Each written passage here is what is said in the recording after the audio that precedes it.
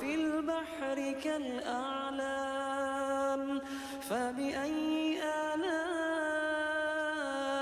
ربكما تكذبان كل من عليها দেখছি যে মানুষ কিন্তু জানাজায় অংশগ্রহণের জন্য শুধু আসছে আর আসছে। জনস্রোত, মানুষের ঢল নেমেছে তার আজকে সাবেক প্রধানমন্ত্রী বিএনপি চেয়ারপারসন বেগম খালেদা জিয়ার জানাজায় অংশগ্রহণ করার জন্য। এবং এই মানুষজনের যে স্রোত, আসলে তারা কিন্তু মানিক মিয়া এভিনিউতে কিন্তু অনেকে পৌঁছাতে পারছে না। আমরা দেখছি বিজয় সরণির এই পুরো রাস্তাটি, আমার পিছন থেকে শুরু করে ডানে বামে পুরো রাস্তায় কিন্তু মানুষ আর মানুষ। এখন কিন্তু সবাই জোহরের নামাজে যাবে, আর ঠিক জানেন কিন্তু দুইটাই কিন্তু আজকে এখানে জানাজা অনুষ্ঠিত হবে।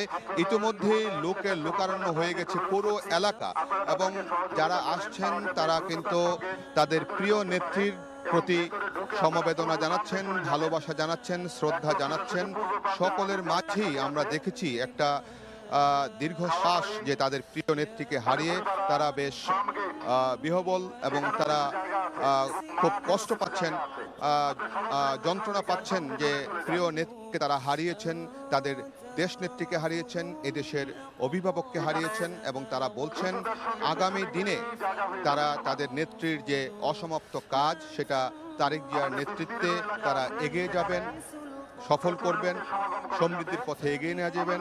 এবং তারা বলছেন যে তিনি যে অকুতোভয় ছিলেন, তিনি যে কষ্ট সহ্য করে সবাইকে ঐক্যবদ্ধ রাখার যে তার মানসিকতা ছিল, সেটা তারা স্মরণ করছেন।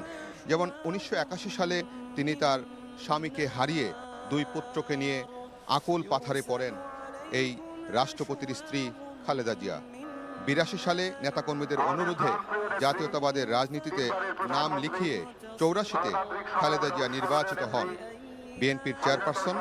তারপর শুরু হয় রাজনীতির ময়দানে মানুষের অধিকার আদায়ের পোস্টার নিয়ে প্রতিবাদের কণ্টকাকীর্ণ পথে এক গৃহবধূর সংগ্রামের গল্প। তার এই গল্পটি ছিল শুরু সেখানেই। তারপর 1990 সালে এরশাদ বিরোধী গণ অভ্যুত্থানে যুগপৎ আন্দোলনের সামনের কাতারে থেকে নেতৃত্ব দিয়ে 3 বার গ্রেফতার হতে হয়েছিল সেই খালেদা জিয়াকে। তারপর 91-এ নিরপেক্ষ সরকারের অধীনে নির্বাচনে ক্ষমতার মসনদে আসেন খালেদা জিয়া। তারপর হয়েছিলেন প্রথম নারী প্রধানমন্ত্রী। এরপর থেকেছেন সংসদের বিরোধী দলীয় নেতার ভূমিকায়ও। 2007 সালে এক ভিন্ন প্রেক্ষাপটে রাজনীতির সবচেয়ে খারাপ সময়ের মুখোমুখি হন জাতীয়তাবাদীর এই নেত্রী।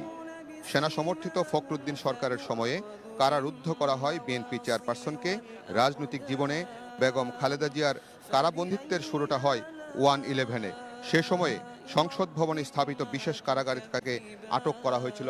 বেশ কয়েকবারও কিন্তু তিনি আটক হন। সর্বশেষ আমরা দেখেছি যে তার বিরুদ্ধে যে জিয়া অরফানেজ ট্রাস্ট মামলায় তাকে 5 বছরের সাজা দিয়ে সেই অন্ধকার প্রকোষ্ঠে তাকে নেওয়া হয়েছিল। এবং নেতাকর্মীদের কি আবেগ অনুভূতি আমরা সেটা দেখেছিলাম।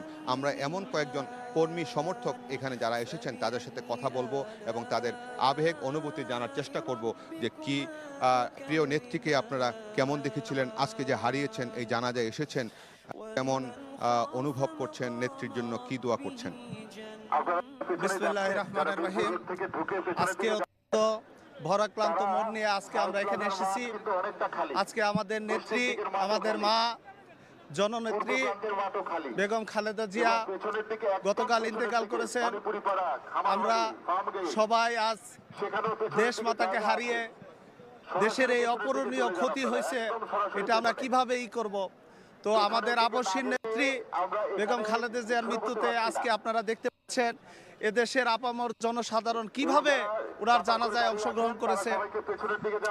ধন্যবাদ, আপনার অনুভূতিটা বুঝতে পেরেছি। আমরা এখানে দেখতে পাচ্ছি যে বিএনপির কেন্দ্রীয় নেতা আমানুল্লাহ আমান আছেন। আমরা কেন্দ্রীয় নেতা আমানুল্লাহ আমানের সাথে কথা বলার চেষ্টা করি। তিনি দীর্ঘদিন বিএনপি চেয়ারপারসন